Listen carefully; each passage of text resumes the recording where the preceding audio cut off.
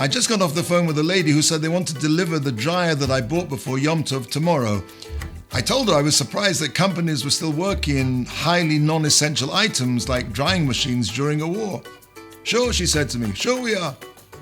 Before we got off the phone, she said to me in Hebrew, be safe, be well.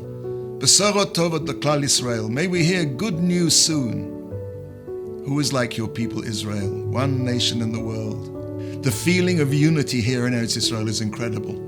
My son-in-law just got back from the south where he and some friends were dispensing homemade food and supplies to the soldiers. He told me you can't believe how happy they were to see us. It wasn't the homemade cakes, it wasn't the homemade sandwiches, it wasn't the homemade anything, it was the homemade love. We say in the Mincha prayer on Shabbat afternoon, Ata Echad, you, God, are one.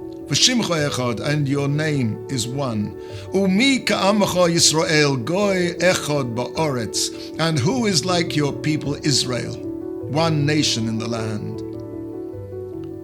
To the extent that we are goy echad, one nation, so Hashem's name will be one. The world will see that there's one God who runs everything and nothing is random. God's unity and the unity of the Jewish people are inextricably linked. It's axiomatic that God is one. If we do not unite in love and joy, Hashem will unite us some other way, in grief and war.